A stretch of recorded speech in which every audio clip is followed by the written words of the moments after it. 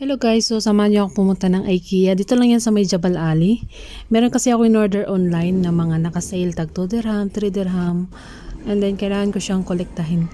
So ito ay 14 dirham lang ata to. Yes, maraming naka-sale. Itong lunchbox na to is 3 dirham, 3.95. Ito 2 point something.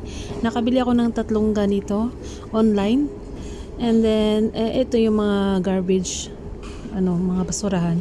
Meron akong ganito dati. Hanggang ngayon meron pa din. Yun yung ginagamit ko. 9 dirham lang isang. Bumili din ako ng rug. Isa din nasa mga 9 point something. And then meron silang mga sponge. Ang daming naka-sale guys. Kaya kung gusto niyo ng something quality na hindi naman ganun kamahal, pumunta kayong IKEA. Maraming branch ng IKEA dito, may sa Dubai Festival City, tsaka sa may Jabal Ali malapit sa Ibn Battuta. So ang kinuha ko lang naman is yung mga naka-sale lang.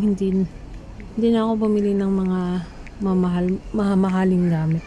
Kasi ayoko din naman magtambak ng gamit na hindi ko kailangan. So yung kailangan na kasi yung pinggan ko before kasi is nabasag. Isang pinggan nabasag. So meron na lang ako dalawa kaya bumili ako ng dalawa.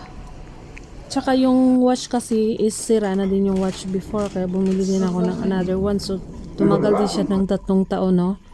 Bumili ako ng bago. Ito na yung mga pinamili ko pala. So, doon sa IKEA, kumuha ako ng additional na 3 pinggan. Ito sa kasama ko sa work. And then, ito yung clock na to is 9 dirham lang. So, last 3 years back, bumili ako ng isa nito. So, meron akong dalawa. Itong candle na to is 2 dirham. Ayan, 9 point something. So, tignan nyo, dalawa na meron ako, diba?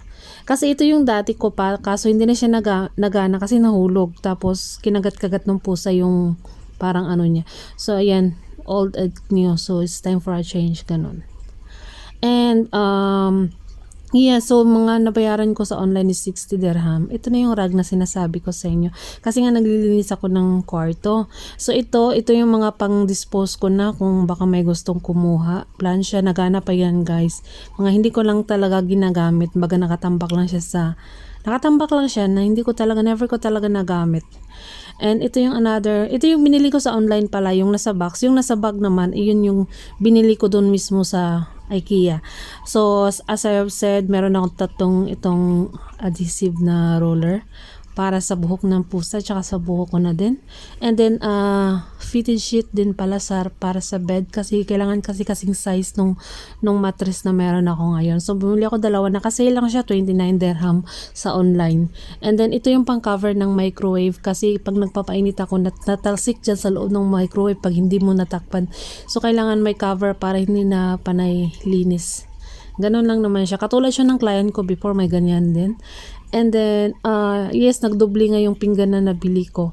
Supposed to be dalawa lang talaga. Hindi ko kasi tanda ko ano yung binili ko sa online. Kaya, nung pupunta ako doon, kumuha pa rin ako ng another dalawa. So, ang nangyari, 5 na yung pinggan kong malaki. And napasobra nga siya. Dapat kasi usually nag-stock lang ako ng 3 pinggan, ganun kasi baka may bisita.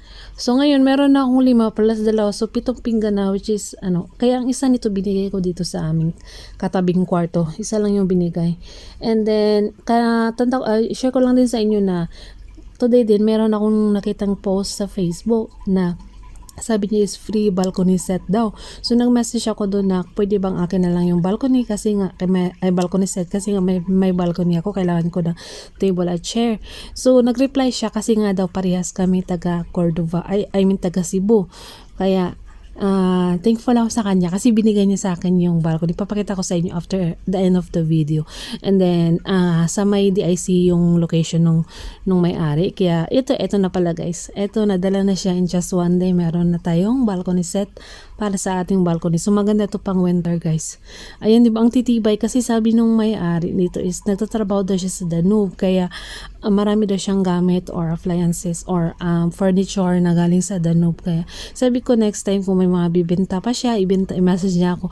Bibilhin ko na, hindi ko na siya kukunin as free kasi nakakahiya, as in nahihiya ako kahapon na dalhin siya kasi wala man din akong dala kahit ano para kay ate.